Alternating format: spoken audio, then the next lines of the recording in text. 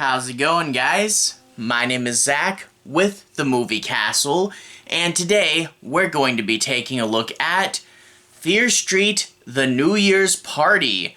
This is written by R.L. Stine and originally came out in December of 1995.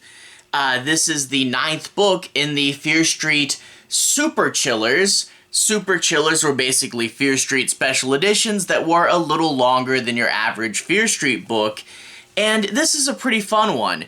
Taking a look at the cover, we get to see Liz there at her New Year's party, looking quite strange. The black balloons, the big empty room. It's a pretty fun cover, and I do want to say this is one that, even though I don't think it's the best Fear Street book by any means, I realized that I did read through it pretty fast, so I guess there was something in there that hooked me. But it is a little bit of a strange book. I mean, it's called The New Year's Party, but the book is, or at least my edition, is 193 pages long, and we don't even get to read the invite to that party till page 164, and then we pretty much go right over there. So the New Year's Party is really just the tiny tail end of this book, and I think the story takes place over almost 2 months or something. To be honest, there's a Christmas party earlier on in this book that gets about as much screen time, and this is just as much a Christmas book as it is a New Year's book. But fun, wintry atmosphere, and a good mystery with a kind of a slasher element to it. There's a party with a prank gone wrong, and then a bunch of these friends go missing or are found killed, and they start to wonder who's next, who's the killer, and also it might be connected to this mysterious other New Year's party from 1965. So a good little bit of a mystery there. It's Fear Street, really anything can happen, and it does lead to a pretty fun kind of over-the-top ending that I thought was pretty fun. So yeah, not really super thematic to New Year's, and the kills, mostly just neck snappings, but yeah, it's not super focused on New Year's. It's not super big and super over the top. A lot of books with similar endings that Stine wrote would tend to go absolutely nuts, and this one doesn't quite hit that nuts level. But still, like I said, I read through it pretty fast. It had a good little mystery that kept me engaged and a good drama amongst these characters. So I think it is a pretty fun book. Not a grade A book, but one that did keep me invested, and plus, hey, it's a New Year's book. You don't get too many of those, and I'm glad to see it. Let's talk a bit about the plot. I'll try to be avoiding major spoilers, but I do want to dig in just a little bit and do a little bit of analysis. So, without further ado, talk about the plot. We open up with this section set on a New Year's party in 1965. We get these group of kids pulling kind of a cruel prank on this nerd. The nerd gets in his car to leave the party in anger when this popular girl hops in the car with him and says, "Hey, you need to calm down, I'm sorry about that." But he's driving erratically and crashes his car, and we get a fun little sequence lost in a winter wonderland, and it's pretty cool. Sadly, I think we only cut back to them one other time in the book, and I really wish it was more interspersed throughout the book because it is kind of an interesting change of pace. But we then cut to present day. I believe in my edition it's labeled present day, but in later copies it's labeled 1995 because if you're reading this way in the future, present day doesn't make much sense. But we get Renee, and Renee will be our main character. There's her and her boyfriend. She also has a best friend and the best friend's boyfriend. However, those two, despite being together for so long, are having a bit of a problem in their relationship.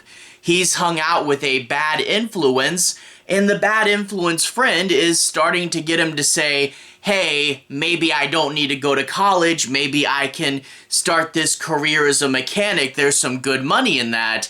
And why she absolutely hates this, doesn't like the idea of them not going to college together, he has a family member with lots of medical bills, and while college may be good long term, he kinda just needs some decent money now. So they're fighting, and there's a bit of drama threatening to break up a long-term relationship.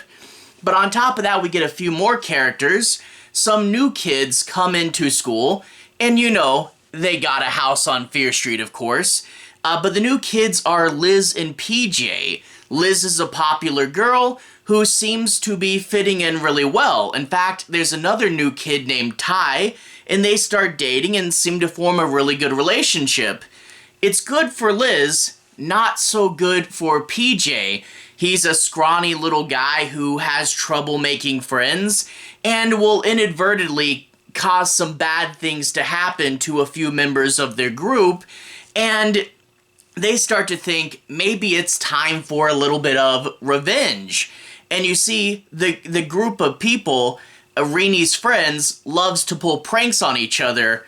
Honestly, this really should have been a April Fool's Day movie, or a book rather, but whatever. They pull pranks, and they go a little bit too far sometimes, pretending someone's dead or something, and one of their pranks accidentally sends Rini falling into an icy lake, and they say, okay, we'll definitely stop. But maybe not, and maybe PJ has this coming, so they plan a prank for him at their Christmas party. Yeah, like I said, this is also kind of a Christmas book, and at this party, we'll get quite a few Fear Street Easter eggs. This is later in the series, and I think they topped the Easter eggs on a little heavy by then, but we hear a little bit of a conversation that I believe alludes to the confession. Also, Corky from the Cheerleaders trilogy is in this book as well. I think this takes place a year after the new evil, and she already has a new boyfriend. Poor Alex there. Later on in the book, Lisa will show up momentarily, and also the Burger Basket will be a prominent location later. But all that aside, the party, they pull the prank, and it goes wrong in a horrifically unexpected way, and after this horrible prank, their friends will either start to go missing or start to get killed. It's not a heavy body count, it's not super slashery, but it is a bit horrific whenever they do find a body disposed somewhere in this crude manner. Okay, it could have been darker. I don't want to oversell it, but it is pretty cool.